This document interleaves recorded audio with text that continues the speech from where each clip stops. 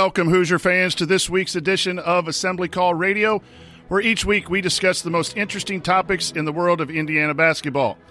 This is our 207th edition of Assembly Call Radio, and it is our 691st episode overall of the Assembly Call, recorded on the evening of April 1st, 2021. I am your host, Brian Tonsoni.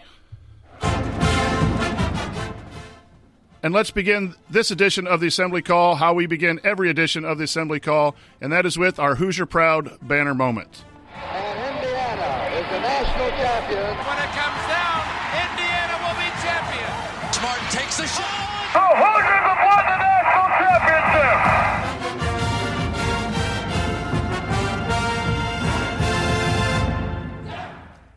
This week's banner moment occurred on Sunday when Mike Woodson was named Indiana's 30th head coach of the men's basketball team.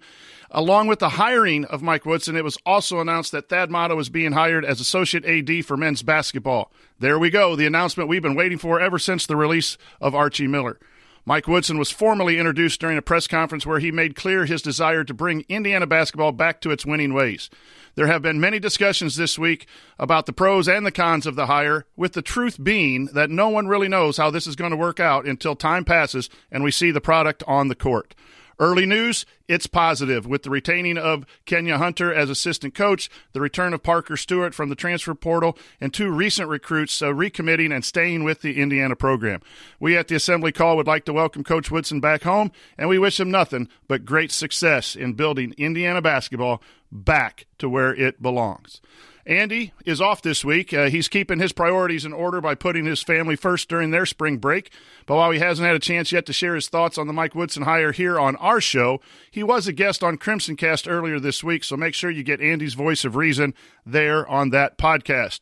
Jared is standing outside Porter Moser's window with the boombox, hoping to convince him to join Mike Woodson's staff as an assistant, so he also will not be with us tonight. Good luck with that, Jared. But here to my left, analyzing players, finding every wrinkle. He hasn't ever hosted, never lifted a finger. He's got all the answers. Well, let me quickly add just one thing about this. Dude just interrupted his own jingle.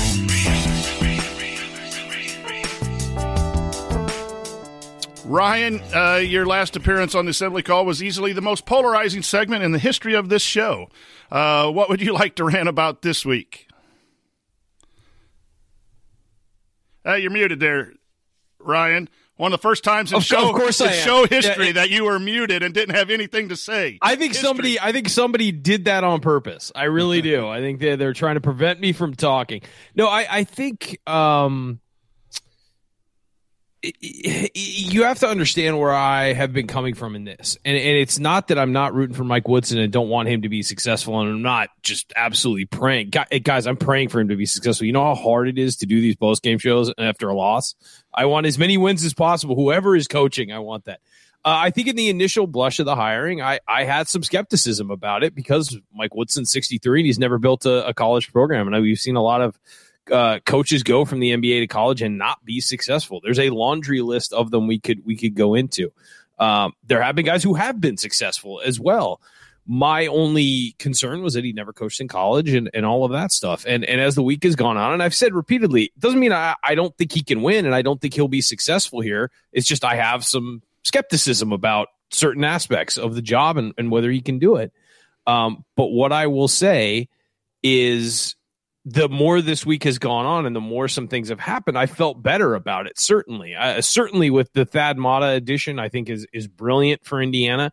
Given that Woodson hasn't built a college program before, what do? You go out and get one of the best program builders of the last 2 decades to basically assist him behind the scenes and show him how it's done. Great hire. Cannot argue with the Matta hire. I wrote at the Big Lead this week that I think the Matta hire is going to have a lot to do with how successful Woodson is, one way or the other. If those guys work really well together, and it seems like they will, Woodson was the one who was interested in having Matta around. If that works out, I think that's brilliant. Being able to retain Kenya Hunter immediately is a huge deal for this program. Kenya Hunter is in with a ton of recruits for 2022. All of the big names Indiana's chasing. Kenya Hunter is pretty much the point guy on their recruitment, at least most of them. And so I think that being able to get him to come back, and also, you keep Parker Stewart with that as well. Parker Stewart's a kid who, in an NBA style sort of open offense with a lot of threes, is going to fit really well. Look, I think that I've felt better as this week has gone on about it. I'm not saying this is a home run hire, but I don't think anybody can say that about any hire. Chris Beard to Texas fits great there. I'm not saying he's going to go win national championships at Texas, because you can't say that. We're going to have to see how this plays out over the next few weeks, how the staff fills out. Certainly feel better now than I did last week or earlier this week. But there's still some question marks. How's his system going to translate all of that? We'll see that play out over time. But I do think it's an exciting time for Indiana basketball. I've never shied from saying that. The amount of positivity around the program right now is far different than we saw over the last maybe 2 years. And I think that it's nice to see Indiana fans excited about the future, and that's something we haven't had for a long time. So will Mike Woodson be the guy to hang banner number 6? I don't know. And I certainly have questions about whether that'll happen, but I certainly agree with, the fact with every move they've made so far, along with bringing in Mike Woodson.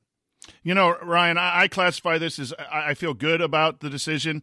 I'm not one of those that's feeling great and jumping all the way in because I do think there are some legitimate concerns. But again, agree with you that this week has been really moves in the right direction to ease some of those concerns that I had upon the initial word of his hiring. And our special guest tonight is to my right. He runs one of the best IU Twitter accounts out there. He has one of the world's most envied collection of IU memorabilia, which you can see some of it in the background. And he's ready to run through a brick wall for Coach Woodson. He is Chris Williams, also known as IU Artifacts. Chris, what's on your mind this week about Indiana basketball? Well, it's spring in Bloomington. So first of all, it's about as good as you can get around here. The students are enjoying that. Everybody's out and about, although it was cold and blustery today, and it was actually snowing, which was not fun. But I'm not going to lie and say that I was hoping that Woodson would be the hire. I think we could have gone in a lot of different directions, but I'm on board with it. The Mata situation definitely makes things a little bit more comforting, I would say. In his position, retaining Kenya Hunter is big, obviously, for – a transition from the previous staff and the players, understanding and knowing somebody in a familiar face, and obviously with keeping some guys out of the portal. I'd like to see what he does with the rest of his coaching staff. I think that's going to be big moving forward. But the one thing that, as much as historically, I'm a history guy, I love Woodson, what he did at IU and what he represents. History's not on his side. In terms of an alma mater situation where a player is coming back and being successful. We've only seen that happen a few times, and it's largely not been a successful experiment. Obviously, I'm hoping for something different. I feel like something's going to be different this time around, but it's exciting times. The whole situation of kind of just transitioning out of the Archie Miller era really quick. It just seems like it was a quick move on. Let's move on and get started now. And, it'll be interesting to look back historically at what the Archie Miller era represented in IU history. But I'm ready for the Mike Woodson era and ready to see what happens. Chris, do you have any gear or anything from Mike Woodson's playing days? I happen to have a jersey of Coach Woodson's that nice. I prominently display on a wall in my room. Which they didn't steal that for the press conference, right? You still have it. No, okay. I made an interesting observation, and people will call me a jersey nerd for this, but that was indeed a Peter Jerkin jersey that they were using. Wow! Of all the choices to use a Peter Jerkin jersey, but it was just kind of it was an interesting moment. Chris, who are some other 42s? Do we have? Well, you got Scott May. Scott May was the obvious one. Yeah. Those are the two that are off the biggest. Those are the two biggest ones off the top of my head. There was a few guys in the 80s that, John Flowers played in the early 80s, but in terms of notoriety, it doesn't get much better. Those are the two. Yeah, absolutely. Brian Tonsoni wore 42 in high school for the LaPorte Slicers. So there's another prominent number 42 in Indiana history.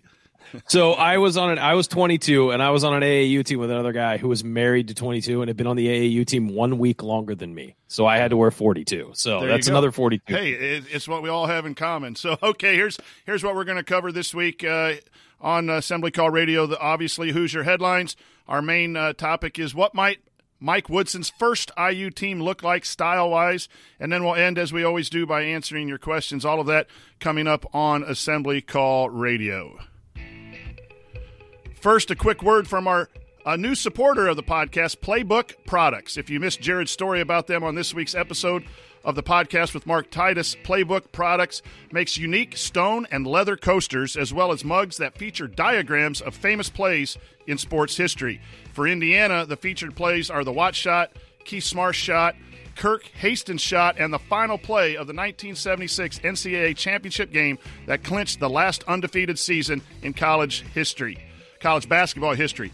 Go UCLA, go Bruins. Keep it that way, please. A few years ago, Andy actually got Jared these coasters as a gift, and he's been using them ever since. And now you can get them too, and you can support the Assembly Call in the process. Go to assemblycall.com/PP. That's assemblycall.com/PP for Playbook products and browse their IU items. But don't stop there. They have similar coasters and mugs for every NFL team, Major League Baseball team, NBA team, and every NHL team, plus a bunch of other colleges if you choose. In other words, there is something for you or any sports fan in your life at Playbook Products. And when you use that URL, assemblycall.com/PP, they know that we sent you, and we get a 15% commission on your entire order. In fact, we sent out an email about Playbook Products last week, and 30 sets of coasters have already been purchased using our URL, which makes sense. It's an incredible product, and our audience never fails to step up and support us. So go to assemblycall.com/PP and pick out your coasters and mugs today. That's assemblycall.com/PP. All right, here we go. Let's hit a few Hoosier headlines. Congrats to the women's team on an excellent season, getting all the way to the Elite Eight. And good news, Allie Patberg is returning.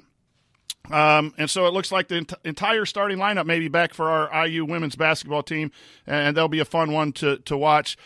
We had some really good news. It's kind of been hit upon in our opening statements. Kenya Hunter is back as an assistant coach, and his recruiting chops will really help Coach Woodson.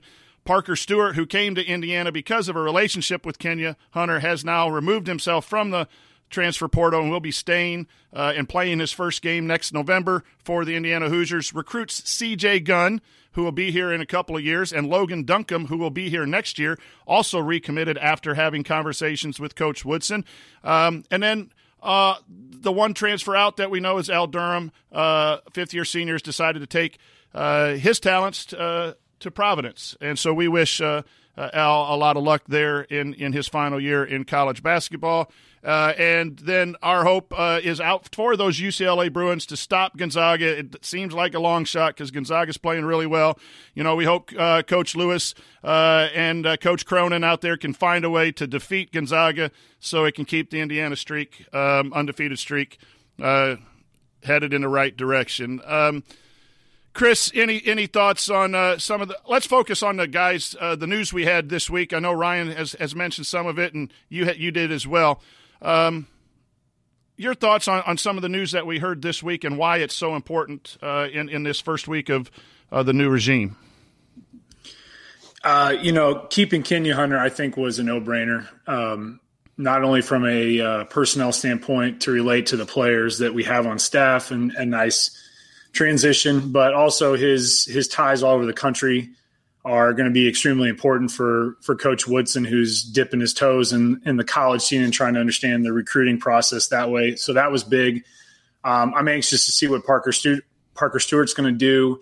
I think that obviously was a no-brainer for him because I think in his situation, he wants consistency, and keeping a guy like Hunter around is going to be big. It'll be interesting to see the impact that that this decision has on the other players that I know Coach Woodson's been meeting with this week and trying to entice to return. I obviously don't expect everybody in the portal to return. Coach Woodson's kind of hinted that He's kind of looking at the guys that he thinks that are going to make the biggest impact and then kind of go after the others that are in the portal right now. And that's going to be an interesting situation with this portal situation because it's a whole new ball game with this extra free year. And I think that's going to play a big difference. You mentioned pivoting to the 76. I spoke with a guy who earlier today from a newspaper in Spokane about our reaction and how we feel about the situation with Gonzaga going into the Final Four undefeated. And we've seen that before. UNLV has done it. There's other teams as well. But, we think back – Kentucky, yeah. We there were 3 teams in the 70s that one had undefeated seasons. UCLA had 2 back-to-back, and then Indiana in 76. It's a bigger deal now because it's not happened. And the style, the dynamics of teams where – your best players are not staying 4 years. They're moving on. Schedule's way different. Yeah, I mean, more games. And we talked about. He asked me. We were talking about. Is there going to be this kind of asterisk attitude towards this season? And I said, well, we can argue all we want about the West Coast Conference. We can argue all you want about Gonzaga not playing some of the preseason Power 5 teams that they may have, but you still have to go in and you have to win every game. You still have to go in and deal with the pressure. So from a personal standpoint, does it hurt a little bit more if Gonzaga wins it this year, given the fact that we didn't have the season that we've wanted to have for now 4 straight seasons? Yeah. But records are made to be broken. And at the end of the day, it is what it is. Am I going to root against Gonzaga? Of course. But am I going to be upset if they win? No, because they were the best team in college basketball all season. And if they win, they win. But it's interesting because I haven't seen a whole lot of negative rhetoric, at least from my end, going into this Gonzaga team. For the most part, people are acknowledging that they are a really damn good basketball team, and that's a fact. I think absolutely – go ahead. Yeah, go ahead, Coach. I think this, from a coach's standpoint, watching Gonzaga it's just beautiful. The way they play together, the way their skill set is, the way their players execute the fundamentals, the way they guard. I mean, you name an aspect. The pieces all fit perfectly. Yes, they just all fit perfectly. So if it happens to be undefeated champion, that would be what you would want to be to match, the 76 team, and times change. Indiana went 32-0, and now you play in a regular season, unless this year with COVID, you play 31 games, and then there's more games in the tournament too. So and your conference, if they do it, congratulations. And it's the kind of team that I think you would want to really break that record if they had to. Well, let's be real about Gonzaga real quick, because people are going to knock them for the West Coast Conference, and I agree. Like, you can't compare the West Coast Conference to the Big Ten. I understand that, but they beat Kansas, Auburn, West Virginia. We're scheduled to play Baylor, the number 2 team in the country, and then that got canceled for COVID reasons. They beat Iowa. They beat Virginia. I mean, they played good teams early on, and then obviously blitzed through there. And the thing about them is, how many double-digit wins did they have? It felt like all of them were double-digit wins or blowouts. I mean, it's not like they played close with people. And in this tournament, USC was playing incredibly well, has NBA guys on that team. They played a zone meant to slow Gonzaga down and had length and all that. That wasn't a game after 5 minutes. They just blow people away. And I'll tell you, watching this team, and this doesn't mean that they can't lose. That Kentucky team that lost in the Final Four was as good as any college basketball team that year and as good as any college basketball team in the 5 years prior. They were unbelievable, and Wisconsin just beat them. Gonzaga could lose, and certainly if they play Baylor in the final, I think Gonzaga is a step above Baylor, but if Baylor gets hot from 3, they could beat Gonzaga. Sure, anybody can lose at any time. But if you just had me line up the best college basketball teams I've watched, this Gonzaga team is right up there with North Carolina in 2009. That 2000. Go ahead. You have to acknowledge that this team, I was listening to Mike Lewis on Dockage today, and Lewis acknowledged that Gonzaga is the king of the West Coast. It's without a doubt. You can't look at it just because they're in a weaker conference. I think they would run the show in the Pac-12. I think there's no doubt about it, because they are getting – it's not like, Mark Few's taking 2- and 3-star guys. Right, they have not anymore. Yeah, exactly. There are 4- and 5-star guys on that team that are lottery picks in the NBA draft next year, and And their bench has like the number 1 international player from 2 years ago, and then the number 3 international player from 3 years ago, or last year. It's not a fluke. No, they're loaded. And Few's a great coach. Few has always been a great coach, and now he's got players that can match up with it. Like Jalen Suggs is going to be a top 5 pick in the NBA draft, and somehow he got him to go to Gonzaga. Like it's I mean, and you got to credit Few for staying there too, and not using Gonzaga as a stepping stone and making that a big. He could have gone to UCLA, a big time like program, and that's not to say he might not go with some of the job openings. North Carolina's open. They usually go in house though, in some fashion, and you're seeing some other programs open up. But Ryan, I want to send this to you. Commit C.J. Gunn and Logan Duncombe, who have not played at IU yet, but committed to the prior staff, came out this week and said, after talking with Coach Woodson, is there that's a positive? I know that's a positive, but what does that say about Coach Woodson that these guys really weren't recruited for a year and a half and built the relationships with someone totally else, and within a week, Coach Woodson has them staying with Indiana? I think that's a really big positive for me, looking at that, the way he's talking to the kids and the parents. What I would say it tells me, because you haven't built a relationship yet, and so you're really selling at that point.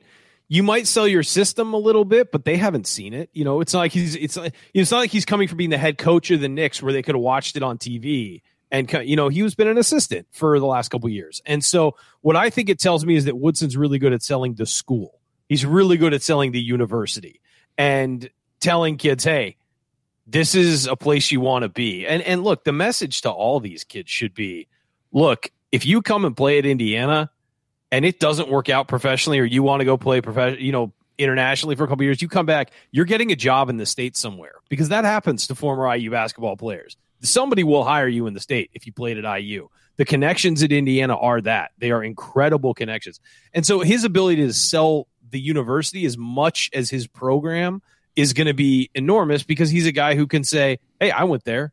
I turned out pretty good. I'm in a good spot. Look. And with CJ, I think CJ really wanted to go to IU regardless of who was there. I really got that feeling that he just really loved Indiana. Logan Duncombe, I think he committed to the prior staff, but I think that, again, it's a guy who really fell in love with the idea of playing at Indiana.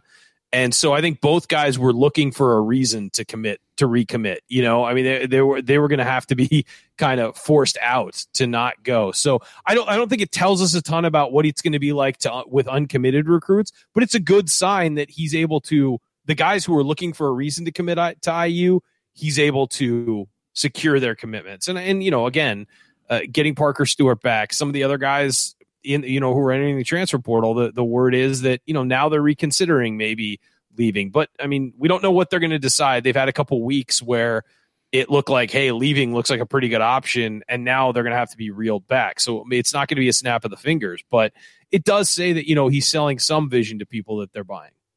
And the Parker Stewart is the last thing we'll cover here in our first segment, but we haven't seen him play. But what has been missing from this Indiana program is that scorer and that shooter.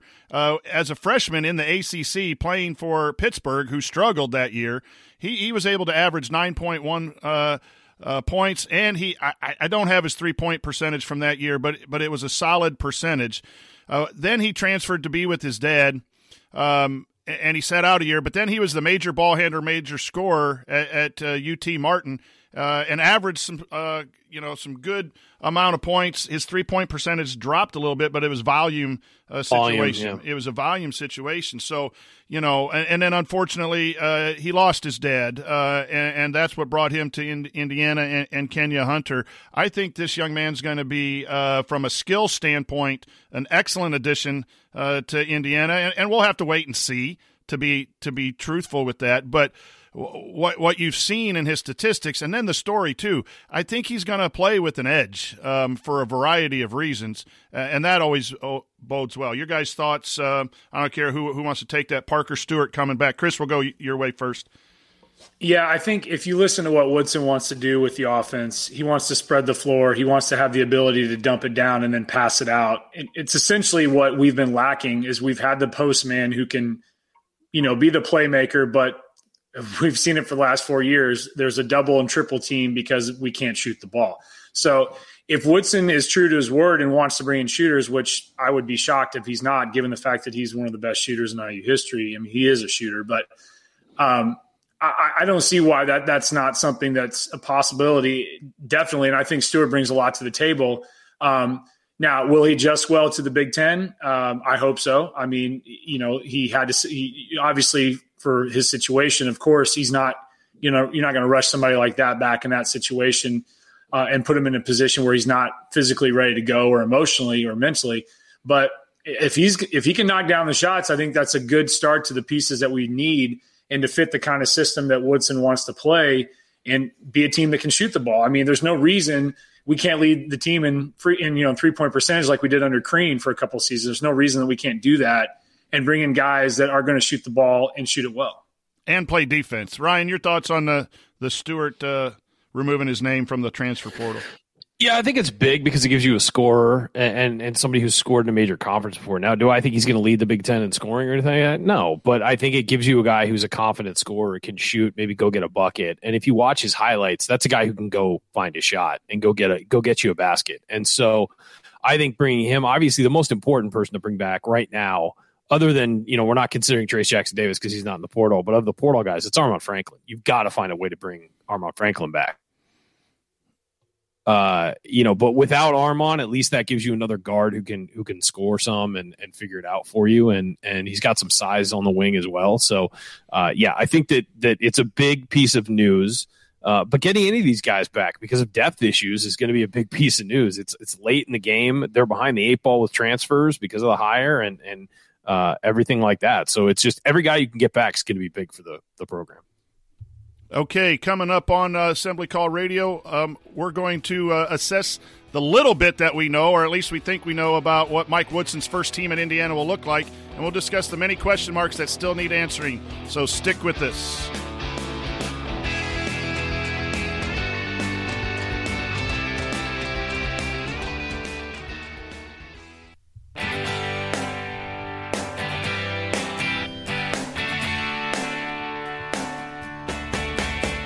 Hey, this is Matt Spielfeld, Big Ten champ and better than advertised Sixth Man of the Year in 2016.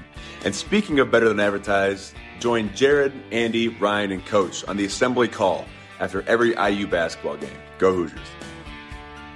Welcome back to the Assembly Call. You can find all of our content at our website, assemblycall.com. And if you ever want to join the chat mob during our unedited live broadcast, or watch those replays and see all the between-segment banner, then check out our YouTube channel at youtube.com/assemblycall. I'm Brian Tonsoni, the coach, here with Ryan Phillips, Chris Williams, also known as IU Artifacts, and we're going to be talking a little bit about the roster, potential style, and then what kind of players we might want to bring in if we were helping Coach Woodson with the transfer portal here in our second segment. So, we do know that Parker Stewart, Anthony Leal, Trey Galloway, and Logan Duncombe will definitely be in the program. Rob Finnessy, Jerome Hunter, and Joey Brunk have not entered the portal, so they're likely to be back unless they change their mind in the near future. Joey Brunk is more of a health issue. Is he healthy, and does he want to come back for an additional year? We just have not heard any comments from them one way or the other, but I do assume that those guys are back. Hunter was excited about the 3-ball talk in the press conference, so I think that made him happy. And so, depending on how you look at it, there's at least 4 confirmed with 2 others. That gives 6. Trace Jackson-Davis is going to have a decision whether to go pro and enter the draft or come back. He's not in the transfer portal. The players that are in are Armand, Lander, Race, and Geronimo, and we await their decision on whether they're going to go to another school or come back.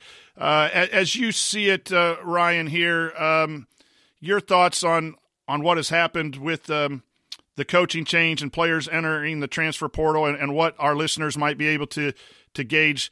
How many you think are going to come back? How many you think are going to stay, or any individuals? What are your thoughts about Indiana and the transfer portal?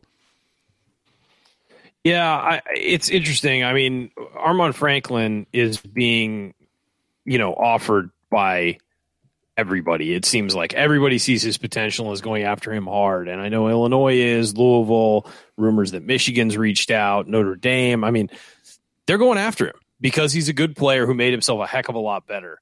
And teams see that and see that we can go get him. I would expect him to get a complete full court press. I think Christian Lander wants to come back if he thinks he fits and if he thinks he'll be developed.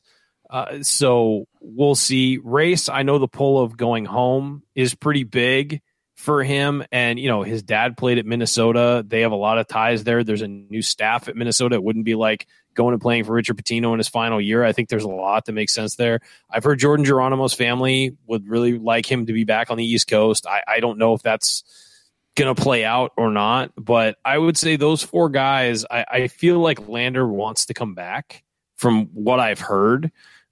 He just has to feel like, hey, are they going to make me better for the next level? Is this going to work out? And so, but I think everybody agrees that he and Armand are the ones where you have to get them back. Like you have to do whatever you can to get them back. And I would say that, you know, Race Thompson, I would love to have him back because of the energy he provides. And there were games this year, there were probably a dozen games this year where he kept Indiana in it with his effort. So, I mean, you hope that with a new staff, everybody plays that way and keeps you in it with their effort. But Race just has this ability to go out and get things done on the court that we haven't seen a lot out of the last 5 years for Indiana. So I think that obviously Armand's the guy they got to put the full court press on along with Lander, but you got to get Race back if you can. I mean, basically you'd love to get as many back as you can because this roster was thin to begin with. And you know, Archie Miller had banked some scholarships instead of, you know, using them. And that means that the lineup's going to be thin. Chris, your thoughts on the four guys in the portal, about chances of coming back or what's going to happen here in the near future? I don't see all of them coming back. I just kind of listening to what Woodson said about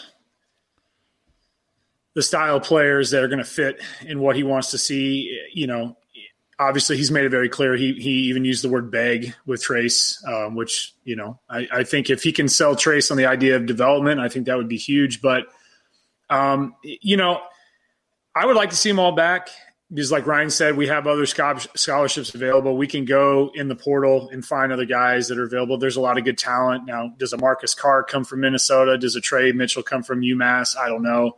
I would love to see Race back. I personally think he's going to go to Minnesota. I don't know why, but I just have a feeling for it. You know, they just got a new, I think it was Ben Johnson, he played in Minnesota. He was an assistant there. I think that's going to be a pull, especially with his dad's ties to the school, being one of the greatest football players ever there. I think that's going to be something. And I think that, playing at home, playing in your home state kind of thing, or playing near home with Geronimo is going to be a pull that, if Geronimo doesn't see himself fitting in this new system, what's the point of staying? And I think, you know, Lander, I think, is the key if you don't see yourself getting Trace. I think it would be a huge coup if Trace is convinced with the writing on the wall that has been in there that he was likely going to go pro. If he can be convinced by Woodson that player development is going to be there and he can envision himself being in a better position next year with the draft and pro prospects, that would be unbelievable. But I think Lander showed so much, you know, potential toward the end of the year with his ability to see the court. He still needs to work on his shot, obviously.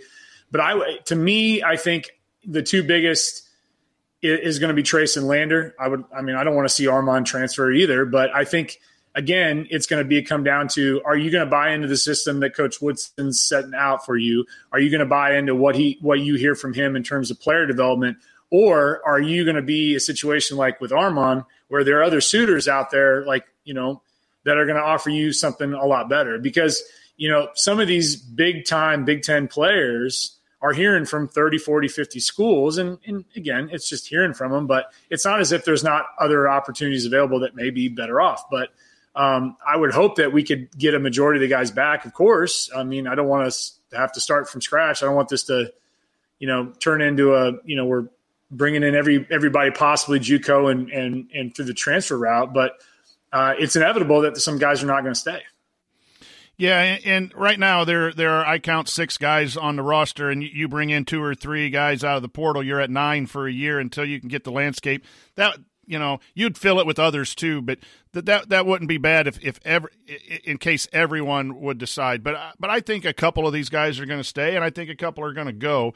The thing with Race and Geronimo is, what does Woodson, and this leads us into our next conversation too about the style. We don't know what Woodson is thinking about style. He mentioned the 4 in around one. Is that a little? What does that mean for that 4 position? What kind of athlete, what kind of player is Woodson looking for? There's a Furman transfer, and I don't know his name, but he mentioned he was interested in Indiana. Noah something. I should have had that written down. But looking at him, he's 6'8", and he shot 32% from 3, 33% from 3 as a junior, and 40% as a sophomore. The volume went up this year, and his percentage went down. But he was a double-digit scorer.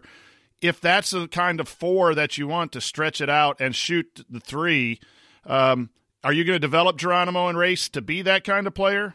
You can do that. Or is that the kind of fit, like you were talking about, Chris, where – some players really don't fit into where Woodson sees as far as his positions? That's the likelihood of any players that you see transferring out. Woodson hopefully is being very honest and upfront. Here's what we're going to run. Here's what the positions are going to look like. We're not going to play that double low post offense that was here before.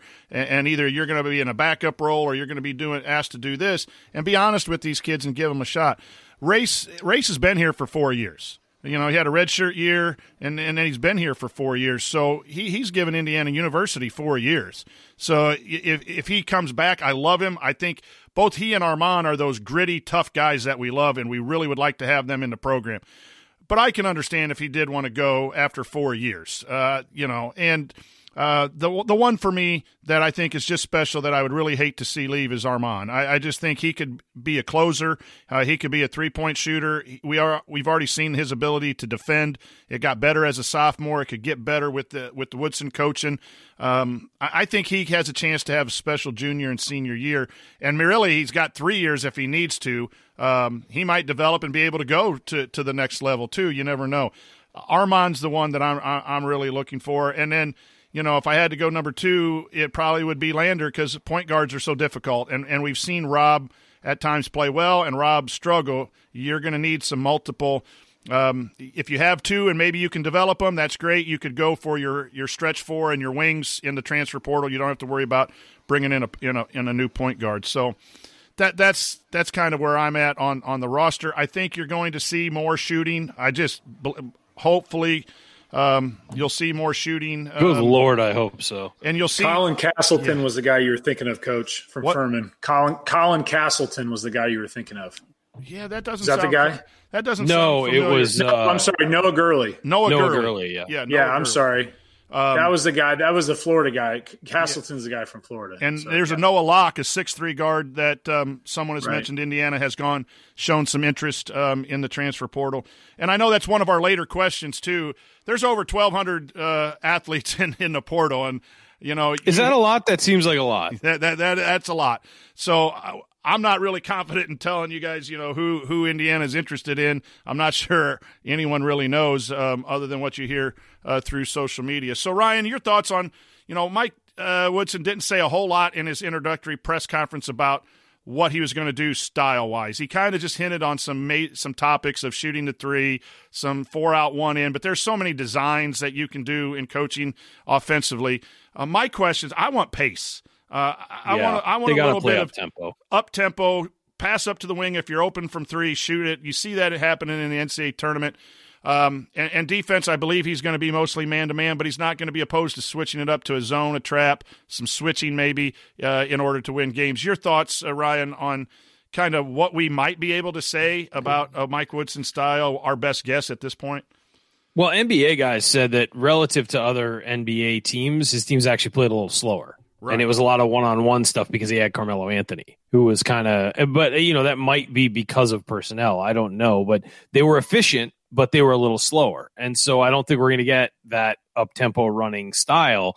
Hopefully, maybe that, again, was a result of personnel and not his philosophy, because I agree. I'd like to see some more up-tempo. I'd like to see some more, quick offense that runs fast. Now, look, his first year, it may not look smooth because he's going to be installing everything with new people as well. So, and he's going to have to adjust to college, and he's going to have to adjust his system and his offense to the college rules and to, certain aspects of playing with players who can't knock down jumpers in their sleep like they can in the NBA. In the NBA, if you're open from 15 feet and there's nobody around you and you miss that shot, it's a headline.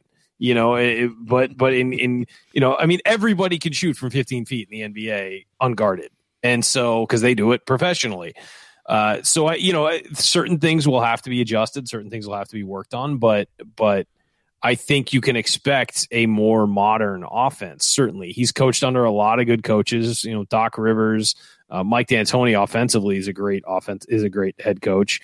Larry Brown, a lot of guys who have coached and at that level and have been able to adjust their schemes. And I think the thing about the NBA that people sort of miss is how much versatility there is, how much scheme versatility there is among these coaches. Because again, it's not like recruiting to personnel. You go out and you find high-priced guys and then you try and build an offense around them. It's not like college where you go out and find guys who fit your offense. It's different. And so you have to be able to do multiple things as an NBA coach, offensively and defensively. And so I think that's one thing we should expect is there's going to be some versatility with Mike Woodson. And he might one year run an offense that does certain things, but then go back to offense he used in the NBA with different personnel that fits the personnel he's got. And maybe, it's a sort of a hybrid of those things. And so certainly he's got a huge book of, offensive sets, defensive sets, all of that after coaching for so long that he can work with. And so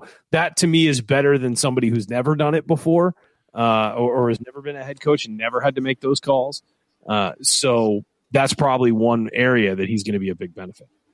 Chris, your thoughts as you've seen the press conference and heard him talk and just your thoughts about what we're going to see come November when the ball gets tipped off at Assembly Hall, that very first game. Well, I'm hoping to see this infamous Sweet Georgia Brown inbounds play that everybody keeps talking about. Honestly, if shots are falling, that's going to be a huge development from the last 4 years. I mean, I would hope that we're going to be a scoring team. I'm going to hope that we're going to be a team that's going to average more than 58 points a game. Now, if we average 58 points a game, but we have a shutdown defense, then if we're winning, I could care less. But he was pretty vague on his comments, and I'm not surprised by that. But he did. Yeah, he didn't reveal much. No, and that's fine. I'm not surprised, and I'm sure he's still going to figure out what scheme he wants to use. But he did hint at the fact that he wants versatility in his players that can switch on defense and guard different players, and not have a guy like 6 feet tall guarding a 7-footer down low and be stuck in that situation. But he wants guys that can play the 2 position, the 3 position, or guard the 4 position in those situations. And I think that's huge, and I think that's a given. But I would like to see, I just want to see scoring. I don't think that's a lot to ask. I don't think it's a lot to ask that we're a team that is an offensive threat but plays good defense. It's so funny. Like after Crean left, everyone was like, "Oh my god, I just want to see somebody play some damn defense." And then after Archie's leaving, it's like, "I just want to see somebody who makes a 3. Yeah. That's all I want." It is funny how it just swung. Let's just get both. Like, can we just be consistent? Yeah. I don't need to. If we're top 10 in both KenPom, we're doing something right, obviously. But I don't expect that. I just want it's got to be fun basketball. It can't be stagnant basketball. It can't be a situation where we're going on 9-minute scoring droughts. And I think that he sees the writing on the wall very clearly, and you can see in his conference. And, his press conferences aren't going to wow you, but he is genuine, he's honest, and he's going to be sincere in what he's saying. I think that is, that to me is all you need. I don't need someone who needs to sell the press conference and be a wow guy like Crean was. I want a guy who's going to coach and put the guys in a position to win.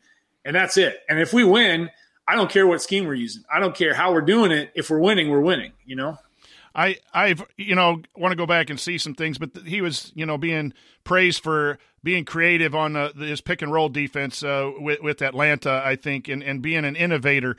And a lot of coaches at every level are really good at finding matchups in their offensive schemes. Well, that's the NBA does that all the time, right? Some college coaches just run some offense and do some things, but, the dribble weave you see and some of that stuff is to get the right matchups and attack.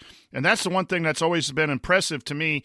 You look at Nebraska with Fred Hoiberg. They haven't been very good, but the reason they were competitive in games and scared every team that they played is because they were very good at moving that ball in a 5-out situation, finding the right matchup and attacking the worst defender, and then forcing rotation and kicking and hitting threes. And if they got hot, they were going to pull off upsets. Well, you get the right talent and start doing that. I think that's what bodes well for Indiana down the road. And we just don't know.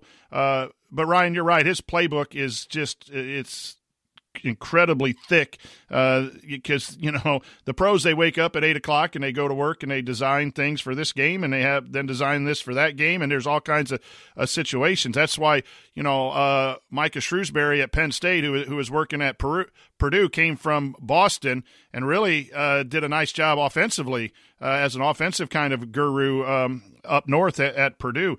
That's the one thing about the NBA guys, and not saying that college guys don't have great offensive minds, but the NBA guys really understand both offense and defense. And NBA gets a bad rap that they don't play defense.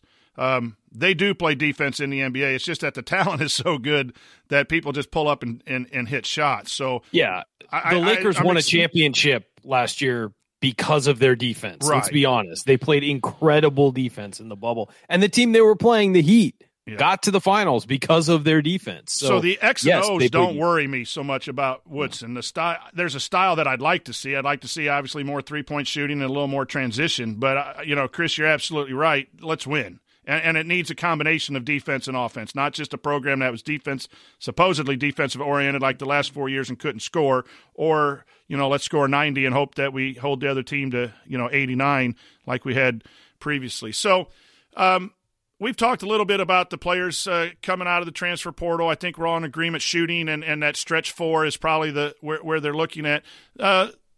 This, I think, is the next step. And again, I don't know that we know this answer, but we'll start with Chris. How quickly do you think it's fair to expect Coach Woodson to turn this around and get Indiana consistently in the top 5, top 6 of the Big Ten and a consistent NCAA tournament team? What's fair versus what do we? I mean, we all want it next year, obviously, to happen immediately. But in your mind, what's fair on how quickly Indiana can return to some consistent top-level Big Ten play? I would expect, with the goals that he has in mind, within 2 or 3 years. I'm not expecting competing for a Big Ten title next year. I mean, if we want to look historically, Knight took a team to the Final Four in his second season, which, again, we can't make that comparison. But I think the world is different now. Thank you. Yes, it is. I think I'm hoping in 2 years, but as you and I were talking earlier, Coach, the one thing that Woodson has against him is history is not on his side here. You really have to look at, I think there's only 3 guys that could be wrong. There's only 3 guys that have gone to their alma mater and won titles, and that's Roy Williams, Jim Boeheim, and Kevin Ollie. All right. And Ollie washed out quick after. Exactly. That 14 season was a kind of a fluke. So we have to take that with a grain of salt, and we have to look at all the situations that, Jamie Dixon had a good season at TCU, but they've stunk. Anthony Grant's done decent at Dayton, but they've stunk of late. And we saw the Mullen experiment at St. John's, so that didn't work. And Ewing, if they had not gone on a run in the Big East tournament, it was going to be a quick exit for him probably in a couple seasons. Yep. So my thinking is that now it's different with Indiana. It just is. And again, we hear that all the time, but I think 2 years to 3 years is realistic to be competitive in the top half of the Big Ten. I'm not saying that we're going to be have a losing record next year, but again, it's a new scheme and a new style, and some coaches are able to get that from day one and others are not. But I'm willing to be patient for 2 seasons or 3 seasons because we saw what would happen last time. And I'm not saying that, it didn't end up largely the way it was supposed to, but I think we have to understand that we are an impatient fan base, but we have an IU guy in place here, which is going to satisfy a huge portion of the population of our fan base that have been screaming for this for years. But we have to take that with a grain of salt, that it is a transition for a guy who hasn't been a head coach in 7 years and has not been a college coach. But I think realistically, with the right support staff and the transition that Mata is going to help him with, I think 2 to 3 years, you're going to see a team that is going to be competitive, that is going to play competitive basketball, that's going to be fun to watch, and hopefully is competing for, a top 3-4 spot in the Big Ten. Do I think we're going to compete for a Big Ten title in 2 years? No, but I would love to be surprised if that happens. I agree 100% with you, but I'm going to play a little devil's advocate. 2 years ago, in the second year of Archie Miller, Indiana was the second team out of the tournament, despite losing 11 out of 12 games. Then the third year, they were probably a 10 seed. And then this year, they were poised to be a 8, 9, 10 seed. If they win that Michigan State game and get to 13, they're likely to win 1 or 2 more games. And they might have been a 10 or 11 seed in the tournament, and that might have been 3 tournament teams in a row. So I'm going to throw it out to all those people who are just jumping in full go with Woodson. If he can turn around 2 or 3 games, you're looking at maybe a 6, 7, 8 Big Ten, and you're looking at getting back to the tournament sooner than those 2 or 3 years. Even though I agree, every coach needs at least 3 years to get their system in before you say yes or no, he's going to make it, not make it.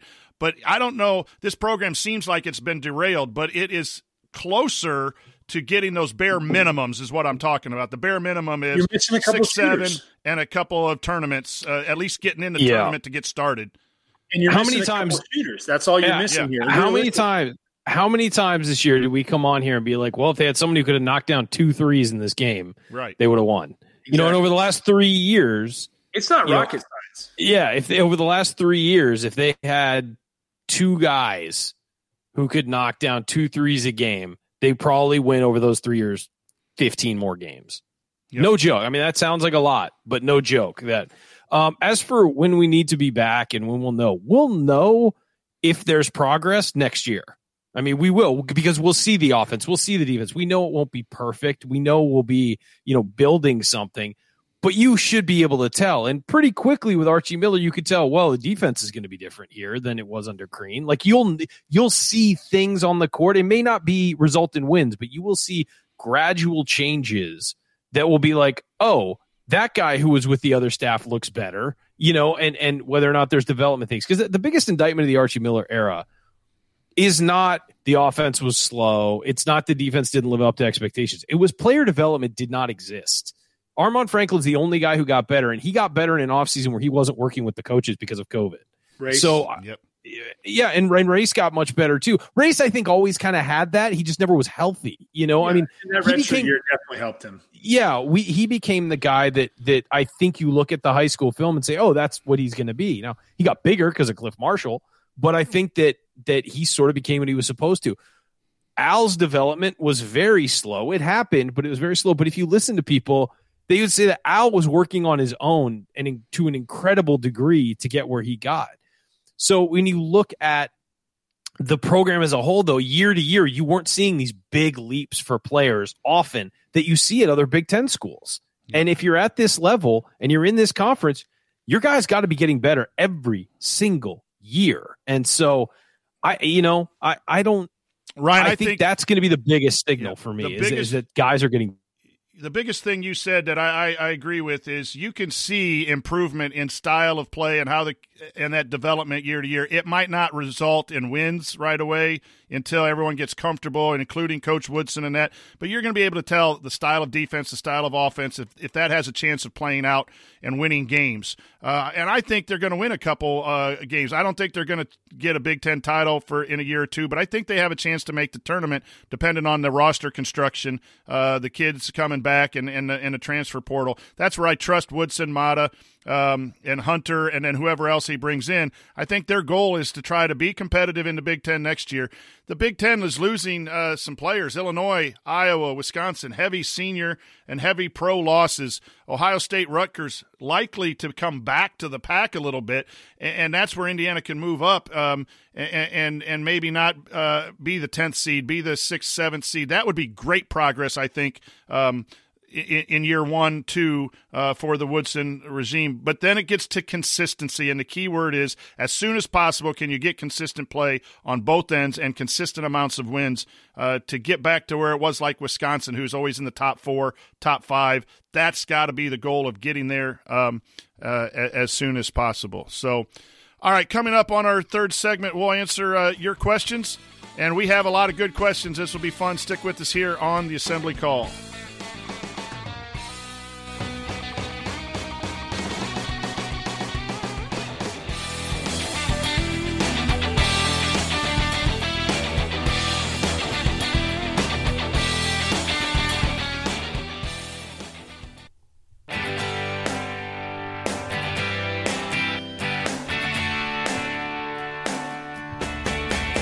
What's going on? It's Christian Wofford. What's the only thing better than an epic buzzer beater? Celebrating it with friends afterwards. Join my guys Jared, Andy, Ryan, and Coach on the Assembly Call after every IU game. Go Hoosiers. Welcome back, everyone. I'm the coach, Brian Tonsoni, here with Ryan Phillips and Chris Williams. Remember, you need to be subscribed to our email newsletter. We send out a weekly IU news roundup, even during the offseason, and after every game, we send out a detailed post-game analysis. Just text IU to 66866 or go to assemblycall.com. That's IU to 66866 or go to assemblycall.com. It's now time for our mailbag. All questions were submitted via Twitter or via our IU basketball discussion community at assemblycall.com/community. We've been doing some really good things in there. I urge people to come join us there on the community. It's not that good, but it's not that bad. It's Jay's mediocre question. And for the mediocre question of the week, Jay says, we're 4 days into the Mike Woodson tenure, and it seems that IU's already being more aggressive going after transfers than at any point in the Archie Miller era.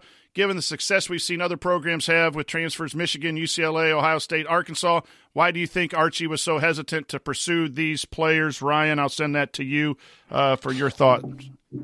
I don't know. I can't answer that. I think they did look into and explore some transfers, but they just never came out on top. And it might be the style of play. You know, guys were like, maybe if they were trying to score more and saw Archie's offense and said, no, that's not what I'm going to do. But it also could be the fact that Archie ran the pack line, and to be good at the pack line, you kind of got to be in the pack line for a while. So maybe, you're not just going to fill your roster with guys who are not going to be able to play your system. And so I think that's part of it. It looked like there had to be a certain kind of guy who fit. But I think that we've definitely seen Indiana be aggressive with transfers, but I think Kenya Hunter has brought that to the program as well since he arrived last year. He got Parker Stewart. They've been attached to some guys. Even when Archie was still here, they were kind of attached to some guys who were going to become available if Archie stayed even. So I think that is just, look, it's modern basketball now, is that every good team has a transfer on it, it feels like. And if not, it's because they've recruited incredibly well. But guess what? If you miss in recruiting, you may have to go out and get a transfer to fill that gap. And so it's just part of the game these days. Chris, your thoughts on Archie's use or lack of use of the transfer portal in his tenure?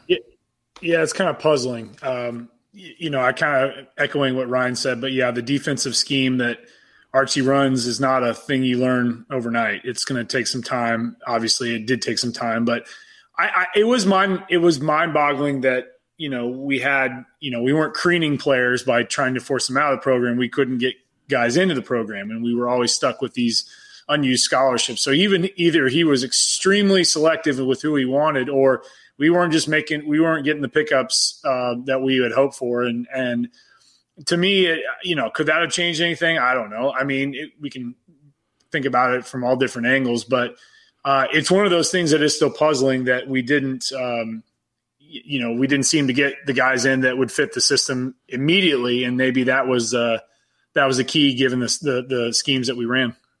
Another question. We'll jump down here to elbows in. Our last Archie question, and then we'll get back to Coach Wood because that's the future Woodson, because that's the future of the program.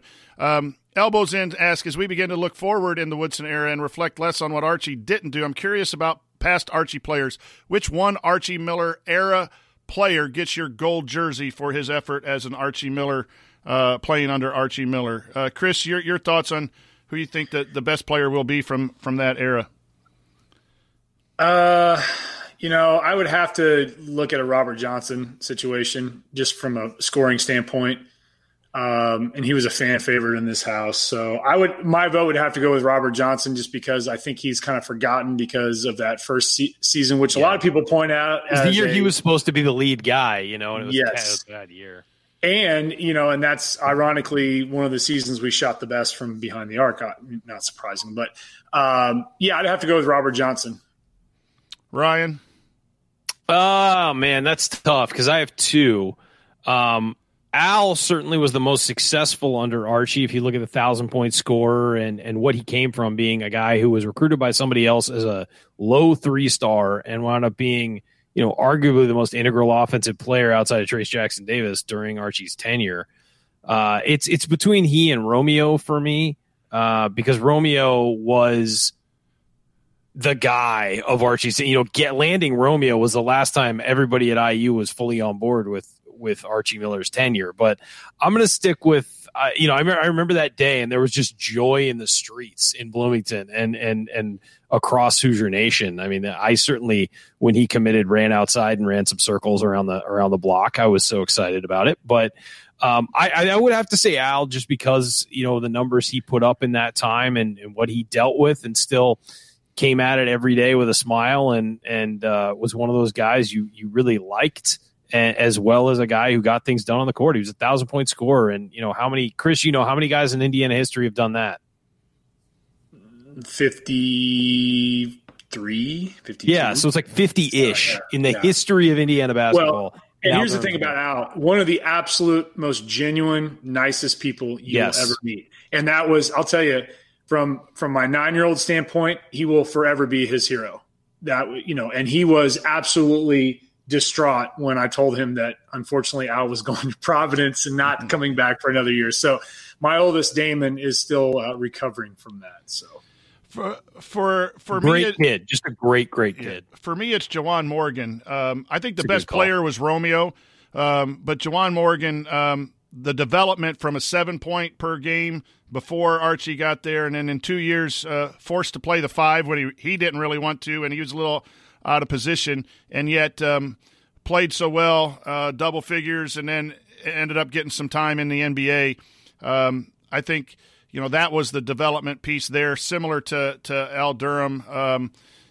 His time that would be mine. So Phil asked, and we've answered a lot of these questions about the transfer portal. I think we've answered, so we can kind of acknowledge the people and thank them for asking the questions and move through this. But Phil said, I'm traveling, missed happy hour last night.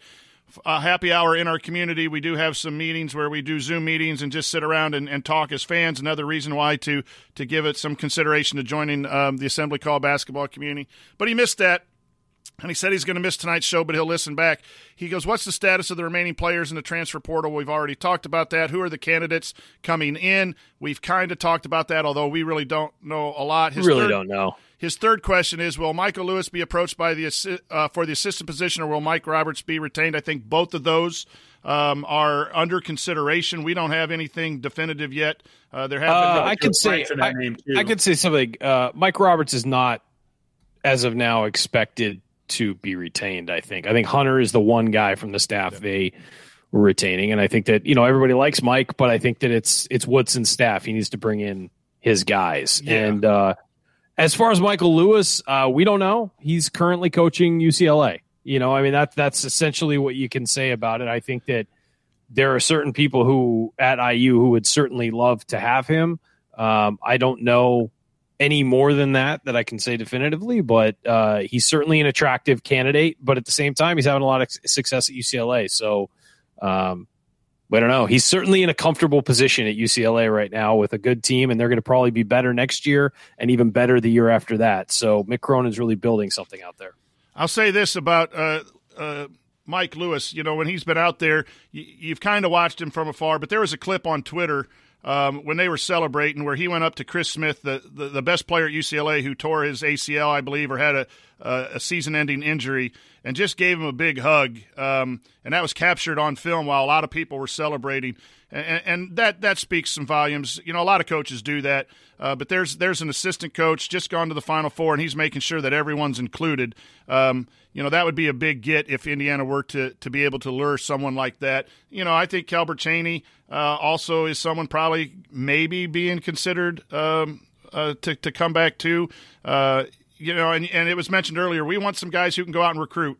And make sure that you help Coach Woodson, who's been in the pros and recruited differently. Free agency is different than recruiting high school guys. So, that would be a couple of those guys I think will be on the radar. So, Jeff asked, again, assuming all our guys stay in the portal, still have a couple of open scholarships. What type of player? I think we talked about shooting. We talked about a stretch four. But you could also see anyone. If you're good enough to play somewhere and it fits Coach Woodson's, I wouldn't be surprised. The one position I don't think, Chris, that we'll get is a center. I think, especially if TJD comes back, Race, we have a lot of options at the 5 with Duncan coming in. Don't be surprised if Brunk comes back too. Yeah, yeah, that's about health for him. That's completely about health for him. Yeah, I think after his surgery, his recovery was going well. So I don't, he wasn't going to come back this season. The late, well, we might, the statement above, well, we're going to try to get him back in late February. That was never a case. But I think for him, if he feels that he's left something on the court and he wants another chance, I don't see why he wouldn't come back if he's healthy. Yeah. And so a couple more of these are about transfers. Aaron asks how many transfers in are likely. Indiana technically is at 11 scholarships, right? Or 12 with Parker Stewart, correct? If everyone comes back, right? So they have the freedom. I think they're at 11 or 11 because Al Durham. Yeah, because Al's gone. Yeah, so they're at 11. So if everyone does come back, they have 2. Do you think Woodson will fill 13, or do you think he'll stay at 10 or 11? Scholarships. Chris, your thought real quick, and I'll throw it to you, Ryan, afterwards. I think it's just a matter if he gets the right personnel. I don't think he's going to waste a scholarship on something that he's not committed to in his situation. Could I see him use all the scholarships? I don't think he will use all of them.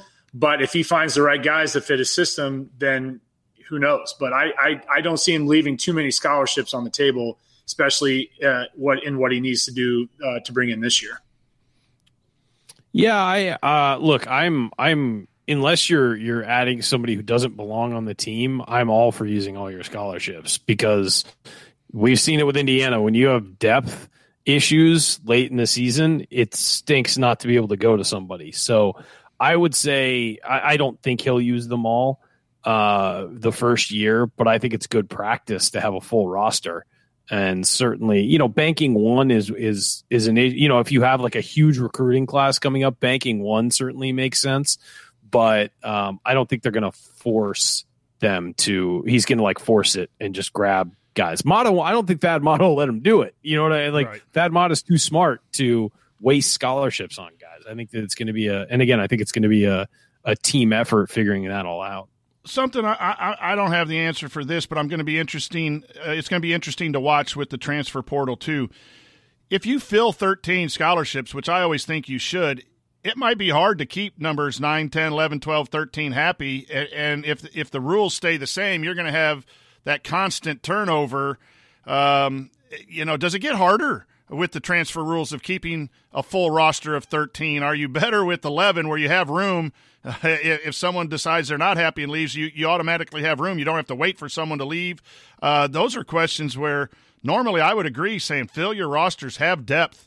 But in this day and age where people want to play, it might be harder and harder. Ryan, your thoughts on the transfer portal making it harder to keep people, and would one strategy be not filling 13?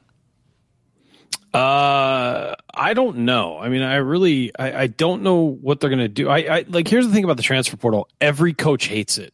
Right. Absolutely hates it, because it's so hard. Because now it's more recruiting you have to do. Recruiting already takes up way too much of their time.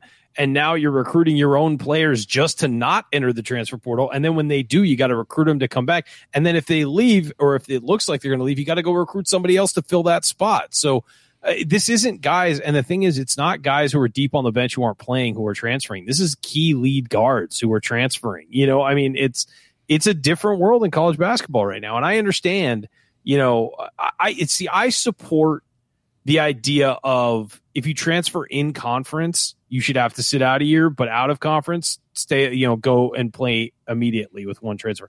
I understand why some conferences are talking about putting in a rule where if you transfer in conference, because not only do you lose a guy, then you got to face him. And that's, and there's plenty of schools out there. Now it's one thing if you move, if you go to Minnesota and you move back to West Lafayette because your mom got sick, like that's a different situation.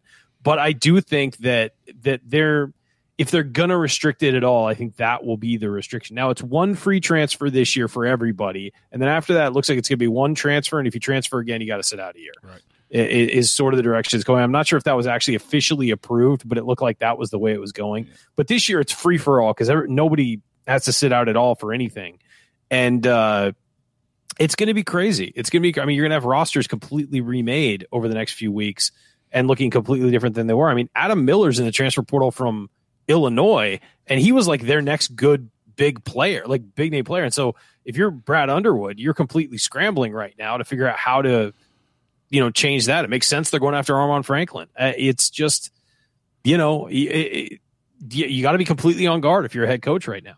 You're absolutely right. Some of the names in the transfer portal have really shocked me because they're guys that were third, fourth best player or starting or had a big role or maybe the sixth man off the bench. And that's why coaches don't like it too. It's like, man, dude, I'm playing you. And you're getting 25 minutes and you're still not happy because you think that you can go somewhere else and be a bigger part of something. And I appreciate the freedom and I'm all for player movement that one time.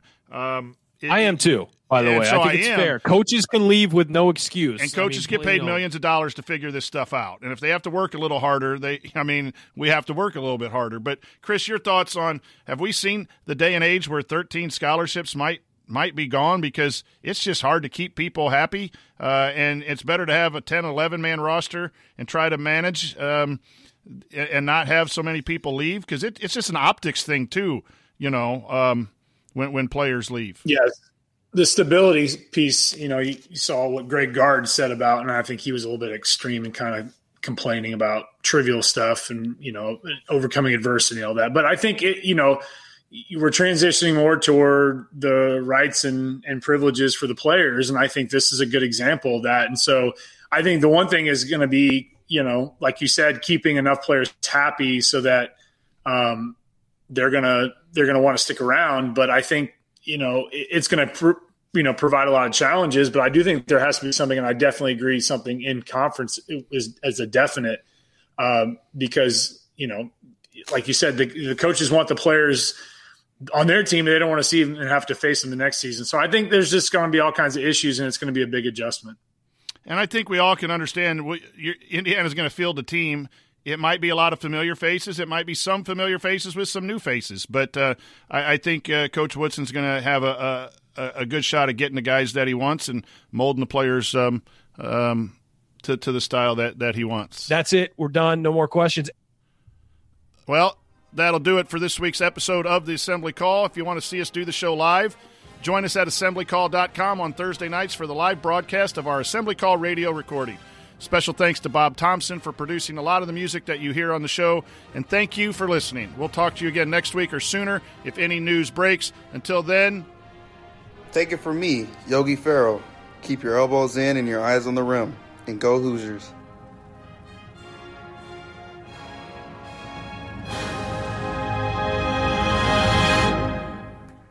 Thank you. Thanks for coming out. All right, I got to get out of here, folks. Thank you. Welcome, Coach Woodson, to the show. That's a new change. We like it. Very good, very good. By the way, I'm serious, guys. His voice reminds me of Tone Lokes. That's it's Tone Loke. I am so upset with you for mentioning that because now I can't get it out of my head. Like when he's doing a press conference, I think Funky Cole Medina or Cool Medina, whatever that song's going to come right out of, and he's just going to start Wild going. Thing. Yeah, and I want to hear X's and O's, and I hear Tone Loke. So, well, you know what? Think of lines from Ace Ventura: Pet Detective. He was one of the co-stars of that. So, But yeah, that is the first thing I heard. I was in bed, because I woke up early for the press. It was, I woke up at like 6:45 and listened to the press conference at 7 out here.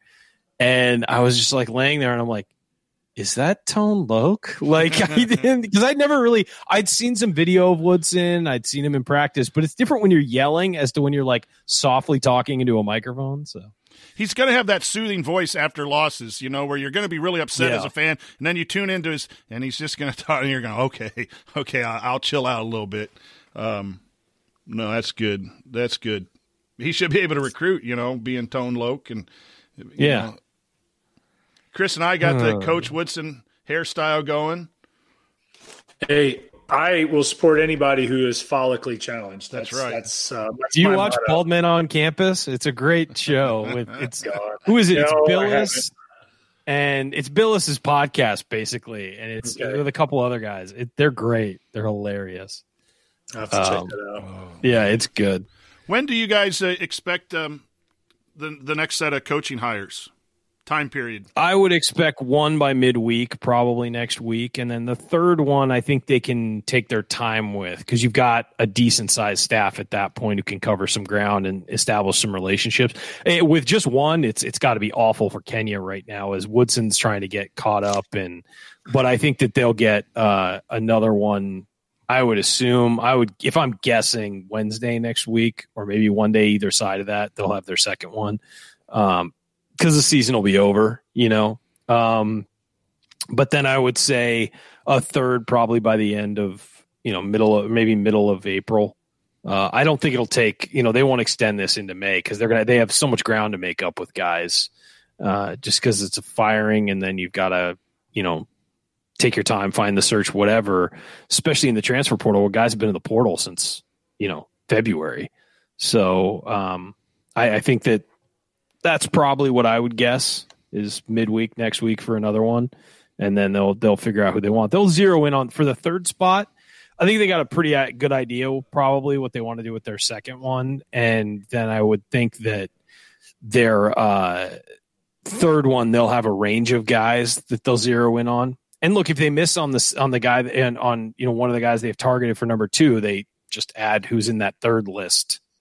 They just sort of move down the list from there. But I think they'll be very careful with. I would expect them to go with recruiters all the way across the board to help him. Yeah. That's my guess. Tall order. 3 recruiters on staff, pretty much is what I would assume. But yeah, it's tough to do. We'll see. I don't know. But it's also it's also I'm saying that not knowing what Thad Matta thinks. And it's a lot of it's going to be his advice, I think. And a lot of it's going to be, this is what you're going to need. This is who you're going to need. These are the relationships you're going to need to have. Who can fill those relationships? Because Thad Matta knows Indiana recruiting, knows everything about college basketball. He has on speed dial every guy he needs to know in Indiana, and he's going to have to find someone, hey, can this guy fulfill these relationships to get you these players? What a huge asset. I mean, it's enormous. It's unbelievable. Yeah. It's and that position. Just the fact that to watch film, Mike Woodson's going to be able to walk into a room with Thad Matta and have both those minds working together on figuring out what to do, and he's going to have Thad Matta to bounce scouting information off of, whether it's a high school player or another college team. I mean, that position in the past has been very organizational, helping with scheduling and trips quiet and behind the scenes. The scenes. Yeah. I think that's still going to be it, but it also adds a point of that collaboration. Like, here's what I want to do. This. A lot of that. Yeah, I want to do this. What do you think? Well, why don't you think about this? Or what about this? Or hey, you need to contact this guy. That's a good point. Or like in the hiring, you need this type of guy. I've got you lined up with 4 guys, coach. Go pick one of these 4, go interview one of these 4 guys or something of that nature. Man, you couldn't ask for someone better. I don't think. There's nobody in the Midwest more positioned to do that. I mean, legitimately, there's college. I mean, Tom Izzo, maybe the only other guy in the Midwest who's at that level. And Matta knows Indiana better than anybody. So, I think it's I think it's going to be great. It's totally different. Obviously, I've been a head coach for 10 years, and now I'm an assistant to one of my former assistants, and it's a lot of fun. There's not that head coach responsibility. I don't have to talk to the press. Don't have to talk to parents. I can go in, and then the head coach can say, hey, watch this film. Tell me what you think, right? And you get someone who's had that experience. But it's nice on my end, and I think it'll be nice on Coach Mata's end too, to be able to go in that office and do basketball stuff without having the whole package around. If you really enjoy basketball, he's going to be doing basketball stuff, whether that's scheduling recruits or watching recruit film. I mean, he can watch hundreds of tapes of recruits sitting in his office, have lunch while he's doing it, then report out to Coach Woodson, hey, here's what I think, or scout. It's just so good to have experience that has been through the head coaching experience at that level to be there for a sounding board. I think that's just vital. Yeah. What are your thoughts on when's this? I know the portal's open 365 days a year. Is there? How soon you think some of these decisions are going to be made? Is there a time period where the players have to in order to go for summer school and other places?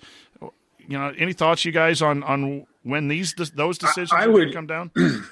I would assume it would be quick on our end if we're going to hear guys staying, just because they've already had the meetings, the one-on-one meetings, they had the group meetings, and I would think that if the players are not going to stay, then they're going to want to look at their potential suitors and figure out what's going to be best. Because if it's coming down to a roster position, that maybe one roster position on an ideal place outside of Indiana, it's not here.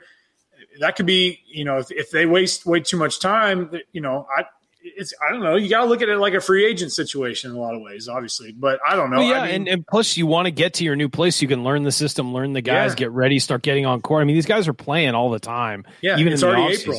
April. They're playing 5-on-5 with each other. They're working out with each other. I mean, you got to get in there quick. So I would expect in the next few weeks we'll really know a lot. You got a month of school left too, so you only got 3 weeks of classes and finals left to finish. You got to be in good standing. So in the next couple 2 or 3 weeks, and you're right. If we start seeing players come in, I think that's a tell real quick. Either Coach Woodson has made a decision or the players have made the decision. If you start seeing reports of if we do happen to get a commitment from someone before we hear definitively one way or the other, and it might be a situation too where guys, you want to come back, we're looking at Noah Locke, and we're looking at the Gurley kid, and we're looking at some of those kids, you better come back if you want to come back type of thing too. You want to be fair, but there's some of that. There's always some of that in recruiting. If you have 2 recruits, it's like, we'll take the one who commits first type deal in high school recruiting.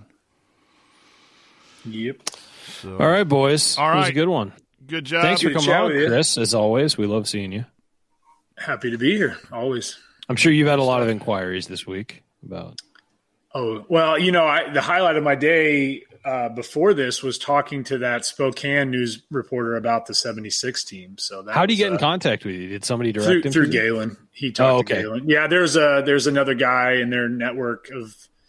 So it was all about the perspective, getting everybody, the pins and needles position that we're in now with a potential undefeated. So, but yeah, it's like, yeah, honestly, they're a worthy team. They really are.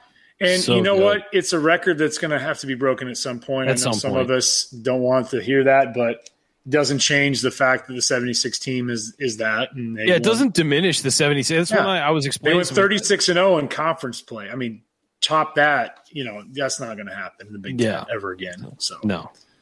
But I enjoyed it, boys. Thanks for having me. It's good to have some good news heading in the right way after the way the season ends. It at least gives us some hope and some positivity. And everyone, if you're less like me, I keep checking my phone. Come on, there's got to be some announcement today. There's got to be something today. It's been 4 or 5 days of solid stuff. I was bored today. I guess I should be teaching. Exciting times, right? Yeah. Yeah, it is. All right, guys. See you guys. We'll see you. Good night. Thanks, everyone.